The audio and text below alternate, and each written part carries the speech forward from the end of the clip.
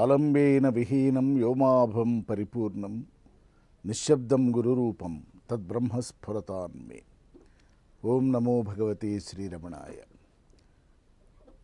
భగవాన్ రమణ మహర్షి దివ్య శ్రీచరణారవిందాలకు ప్రణామ సహస్రం సమర్పిస్తూ భగవాన్ ఉపదేశించిన ఉపదేశసారంలో మనస్సుని హృదయస్థానంలోకి తీసుకువెళ్ళాలని, నిజానికి హృదయం మీద ధ్యానం చేయాలని, అంటే ధ్యానించాలని, అది ఒక ఆద్యధారవలే ఉండాలని అనేకమైన సూచనలు చేశారు. ఇవన్నీ సాధనా మార్గాలు. ఏ రకమైనటువంటి ప్రత్యేకతలు లేనట్టుగా కనిపించే ఒక ప్రత్యేకత హృదయం మీద ధ్యానించటం. అనుకున్నాం ఆజ్ఞాచక్రంలో దృశ్యాలు కనపడతాయని, విశుద్ధ చక్రంలో పాటలు పద్యాలు వినిపిస్తాయని, అలాగే అక్కడ కూడా వాసనామయ జగత్తు ఇంకా ఉంటుందని, దృశ్యాలన్నీ అదృశ్యమయ్యేవనని, అవి శాశ్వతం కాదని, they're all impermanent and transient అని విచారణ చేశాం. ఈ మనస్సుని హృదయస్థానంలో తీసుకువెళితే మనస్సు ఒక హాయిని పొందుతుంది. ఈ హాయిని భగవాన్ స్వస్థత అన్నారు.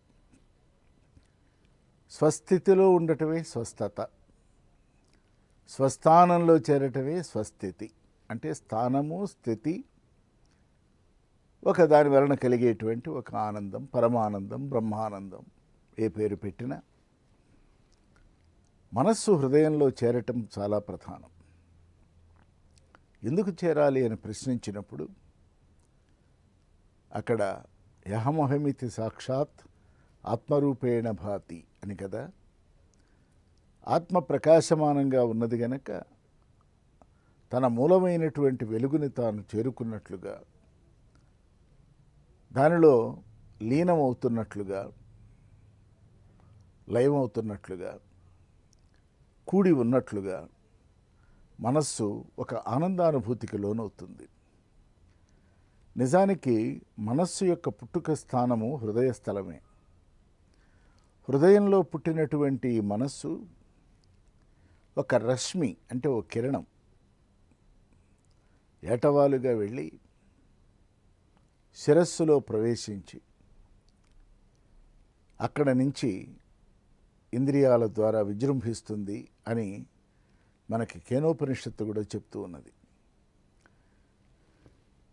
ఇది ఎట్లా చెప్పగలం అంటే, ఆత్మానుభూతికి లోనైన వ్యక్తికి ఇవన్నీ కరతలామలకాలు అవుతాయి. తాను అనుభవించింది అదే. తాను దేనిని అనుభవించి ఆనందాన్ని పొందాడో, దేని వలన మనస్సు నిగ్రహించబడిందో, నిగ్రహించబడిన మనస్సుతో ప్రాపంచిక కార్యకలాపాలు ఎలా చేస్తున్నాడో, ఇవన్నీ గమనించుకుంటున్నప్పుడు ఈ మనస్సు మానవ జీవితంలో, ఒక మనిషిలో, ఒక వ్యక్తిలో ఎంత బలమైన శక్తిగా మారిందో మనకు అర్థమవుతుంది. ఈ మనస్సు హృదయస్థానంలో చేరినట్లయితే దానిని భగవాన్ ఏమన్నారంటే, నిజానికి అదే భక్తి. మనం భక్తికి నిర్వచనం చెప్పుకున్నాం. భా అంటే వెలుగని, క్తి అంటే కూడి ఉండటం అని.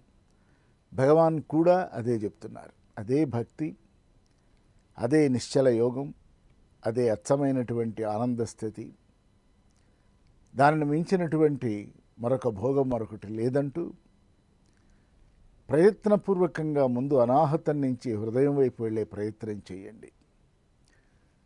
చేయండి అంటే విశుద్ధం వైపు వెళ్ళటం కాస్త తగ్గించుకోండి. ఆపగలిగితే ఆగండి. ఆగితే కుదరదే.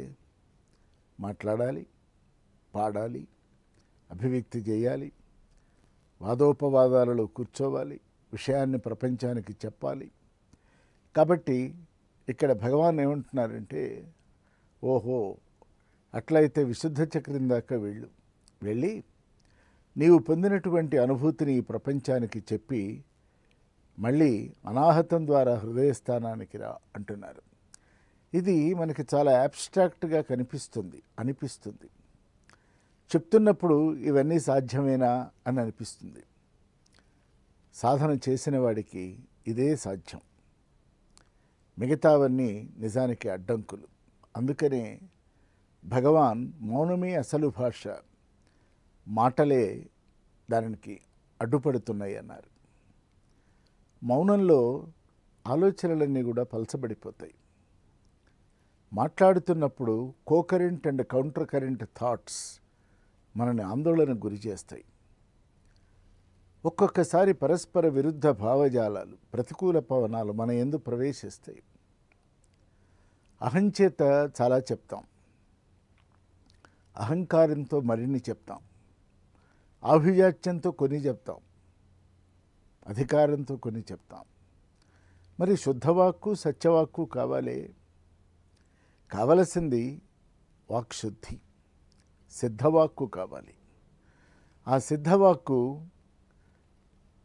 ట్రైనింగ్ చేస్తేనో కల్చర్డ్గానో వస్తే వచ్చేది కాదు. ఒక కల్చర్డ్ ముత్యానికి సహజమైన ముత్యానికి ఎంత స్పష్టమైన తేడా ఉందో మనం అంటాం. అది కల్చర్డ్ వాయిస్ లాగా ఉంది, సహజంగా లేదు అని, కృతకంగా ఉంది.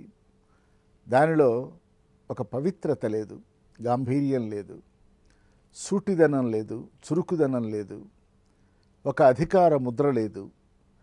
చాలా డొల్లగా కనిపిస్తుంది ఈ వాక్కు అంటాం. నిజం. ఏ సాధకుడైతే ఆంతరంగికంగా షట్చక్ర ప్రయాణం చేస్తూ ఉన్నాడో, చేస్తూ విశుద్ధం దాకా నిజానికి రాగలుగుతున్నాడో, అక్కడ నిగ్రహించుకోగలిగితే వాడు వశ్యవాక్కు అవుతున్నాడు. అంటే వాక్కుని వశం చేసుకున్నవాడు అవుతున్నాడు. నిగ్రహం లేనివాడు వాక్కుకి వశమవుతున్నాడు, భావావేశానికి లోనవుతున్నాడు. నిస్తంద్రమంద్రంగా, ప్రసన్నంగా, ప్రశాంతంగా, హాయిగా చెప్పవలసిన దాన్ని ఉద్వేగభరితంగా సెన్సిటైజ్ చేసుకుంటున్నాడు.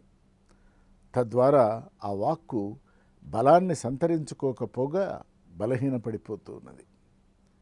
ఇది మన జీవితాలలో మనకు అనుభవమే. అనేక మందిని మనం వింటూ ఉంటాం. కొందరి వాక్కు చల్లదనాన్ని, ప్రసన్నతని, పారమార్థిక దృష్టిని, అంతర్ముఖత్వాన్ని అనుగ్రహిస్తుంది. కొందరి వాక్కు చెప్తున్న దానికి, చెప్పవలసిన దానికి, చెప్పాలని అనుకున్న దానికి పొంతలు లేకుండా పోతుంది.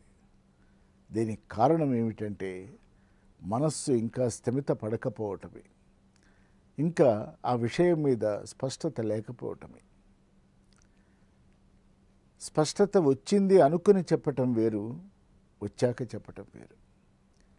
స్పష్టత ఎక్కడ ఏర్పడుతుంది? ఇందాక అనుకున్నాం, మనస్సుని హృదయస్థానంలోకి తీసుకువెళ్ళినప్పుడు ఆలోచన ప్రవాహం ఒక చోట ఆగి మనకు కావలసిన, అవసరమైన, అక్కరకొచ్చేటువంటి ఆలోచనలు మాత్రమే మిగుల్చుకొని మిగిలిన అన్నింటినీ కూడా బయటపడేస్తుంది.